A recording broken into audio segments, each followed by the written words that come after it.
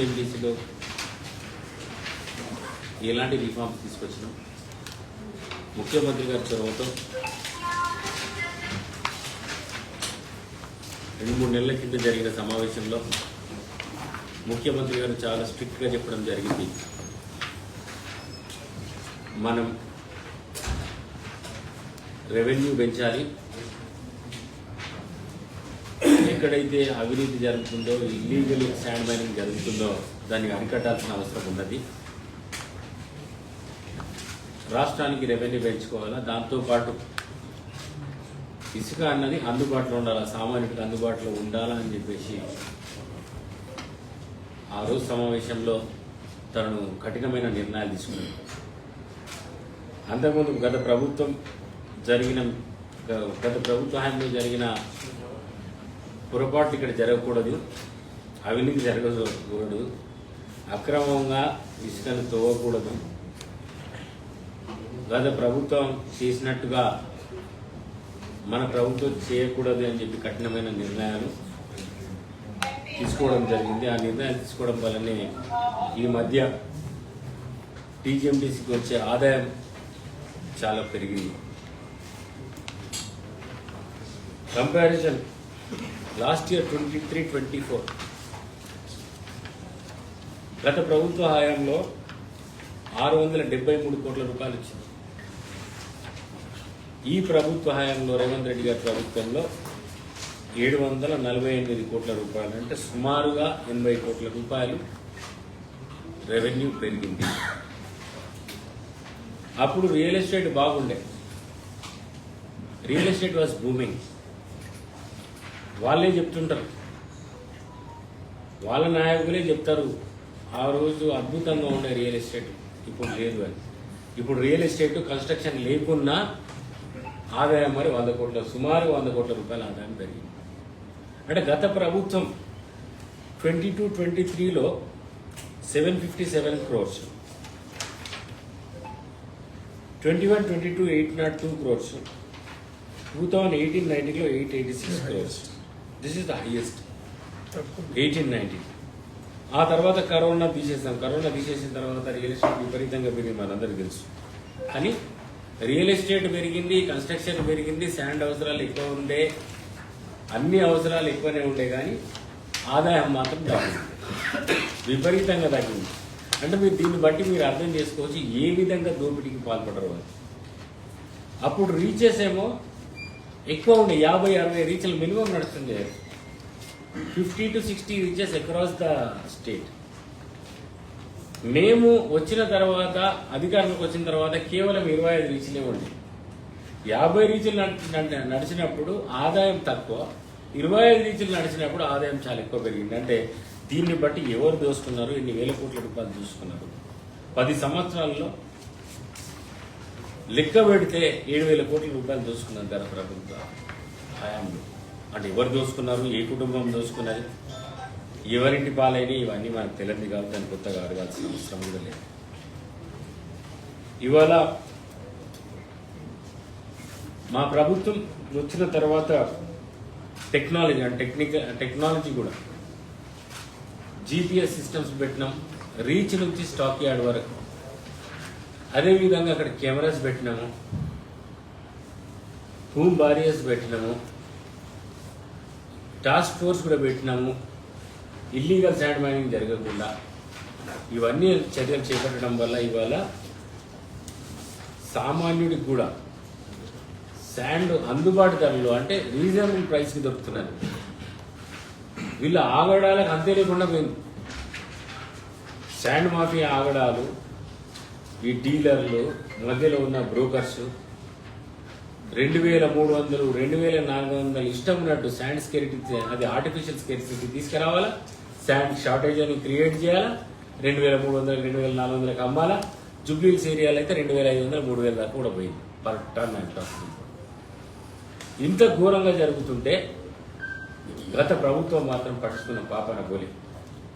మా ప్రభుత్వం వచ్చిన తర్వాత రేవంత్ రెడ్డి గారు దీనికి హీఈస్ హోల్డింగ్ దిస్ పోర్ట్ఫోలియో. తాను చర్యలు చేపట్టడం వల్ల ఇవాళ శాండ్ బజార్స్ పెట్టు, శాండ్ బజార్స్ ఒకటి ఆదిబట్లలో పెట్టు, ఒకటి వట్టినాగులపల్లిలో పెట్టినాం, ఇంకోటి బౌరంపేటలో పెట్టినాం, మొన్న కొత్తగా ఒకటి ఆదిపట్లలో పెట్టాం, పెద్దమ్మ ఆదిపట్ల, అబ్దుల్లాపూర్. ఇప్పటికి 4 శాండ్ బజార్లు ఓపెన్ చేసినాం. శాండ్ బజార్లో ప్రతి శాండ్ బజార్లో 50,000 క్వాంటిటీ మినిమం పెడుతున్నాం. 50,000 మెట్రిక్ టన్ను, 50,000 మెట్రిక్ టన్ను. అక్కడ 1,800 రూపాయలకు ఫైన్ శాండ్, 1,600 రూపాయలకు కోర్ శాండ్ అమ్మబడుతుందండి. The sand is available at the stock yards. ఇవాళ ఆ శాండ్ బజార్లు పెట్టడం వల్ల ధర ఏ రకంగా తగ్గిపోయిందంటే 2,200, 2,300 అమ్మేది 1,600, 1,700 పోతున్నది. We have kept the sand bazaar to control the price of the sand. లేకపోతే స్కేర్సిటీ సృష్టించి దళారులు విపరీతంగా శాండ్ ధరని పెంచేసి సామాన్యులకు కష్టపెట్టే విధంగా సామాన్యులకు అందుబాటులో లేకుండా విపరీతమైన ధరలతో సామాన్యులు చాలా విపరీతంగా వాళ్ళకి ఇబ్బంది పడ్డ మాట వాస్తవం. అందుకే ఈ శాండ్ బజార్లు వచ్చిన తర్వాత ఇబ్బంది లేదు, ఏం లేదు. ఇప్పుడు వాళ్ళకి చాలా కంట్రోల్ ఉన్నది. అంతకుముందు మా గత ప్రభుత్వం ఎందుకు శాండ్ బజార్లు పెట్టలేదో మరి ఈ టెక్నిక్ ఆ రోజు వాడితే ఇలా సామాన్యుడు ఇబ్బంది పడేవాడు కాదు కదా. నాకు కొంతమంది విలేకరులు కూడా నాకు ఫోన్ చేసి అడుగుతారు, అన్న మాకు శాండ్ కావాలా, శాండ్ దొరుకుతలేదని. అలాంటి పరిస్థితి ఉండే, ఇవాళ అలాంటి పరిస్థితి లేదు. విలేకరులకు కూడా శాండ్ దొరకలేని పరిస్థితి అంటే మనం అర్థం చేసుకోవాలి. మీకైతే కనీసం ఆఫీసర్స్ అందుబాటులో ఉంటారు, ఏడీ వైస్ అందుబాటులో ఉంటారు, పీఓలు అందుబాటులో ఉంటారు, ఆఫీసర్లతో మాట్లాడతారు. మీకే శాండ్ దొరకనప్పుడు ఇక సామాన్యుడికి ఇంకెక్కడికి వెళ్తుందో మీరు అర్థం చేసుకోండి. ఇవాళ శాండ్ కావాలంటే హైదరాబాద్లో 4 శాండ్ బజార్లు ఉన్నాయి. 1,800కి అక్కడ డబ్బులు కట్టయితే 1,800కి మీకు శాండ్ ఇచ్చేస్తుంది టీజీఎండీసీ. ఇలాంటి సదుపాయం అంతకుముందు ఏనాడు లేదు. ఇవాళ తీసుకొచ్చిన చిత్తశుద్ధితో టీజీఎండీసీ ఈ ప్రభుత్వం పనిచేస్తుంది. ముఖ్యమంత్రి గారి ఆదేశాలతో తప్పకుండా. అలాగే రెవెన్యూ పెంచే కార్యక్రమంలో ఉన్నాం. ఇప్పుడు ఈ ఇయర్ ఇప్పుడు 2023, 24, 25 అయిపోయింది. మార్చ్ 25, 26లో our projections are close to 1,200 crores. Construction activity పెరిగితే తప్పకుండా 1,200 కోట్ల టార్గెట్ మాకుంది. కన్స్ట్రక్షన్ యాక్టివిటీ పెరుగుతుందని మేము ఆశిస్తున్నాం. అదేవిధంగా గవర్నమెంట్ యాక్టివిటీస్ కూడా పెరుగుతున్నాయి. ప్రభుత్వం, కేంద్ర ప్రభుత్వం కావచ్చు, రాష్ట్ర ప్రభుత్వం కావచ్చు, అనేక ప్రాజెక్టులు, రోడ్స్ కావచ్చు, ఇరిగేషన్ ప్రాజెక్ట్స్ కావచ్చు, ఇలాంటి ప్రాజెక్టులు అనేకం చేపట్టబోతున్నాం. క్యాపిటల్ ఎక్స్పెండిచర్ కూడా ఈ ప్రభుత్వం, రేవంత్ రెడ్డి గారి ప్రభుత్వం క్యాపిటల్ ఎక్స్పెండిచర్ పైన దృష్టి పెట్టింది. క్యాపిటల్ ఎక్స్పెండిచర్ ఇప్పుడు ప్రాజెక్టుల పైన ఖర్చు పెడుతున్నది, ఇన్ఫ్రాస్ట్రక్చర్ పైన ఖర్చు పెడుతుంది. తప్పకుండా శాండ్ రిక్వైర్మెంట్ ఉంటుంది, శాండ్ రిక్వైర్మెంట్ ఎక్కువనే ఉంటుంది. కాబట్టి మేము 1,200 కోట్ల రూపాయలు రీచ్ అవుతామని చెప్పి పూర్తిగా మాకు పూర్తి విశ్వాసం ఉంది. ఇంకా ఇప్పుడు డోర్ డెలివరీ సిస్టమ్ అనేది శాండ్ బజార్ నుంచి ఉంది. ఇంకో కొత్త సిస్టమ్ ఇప్పుడు ఏం తీసుకొచ్చినాము అంటే you can book the sand.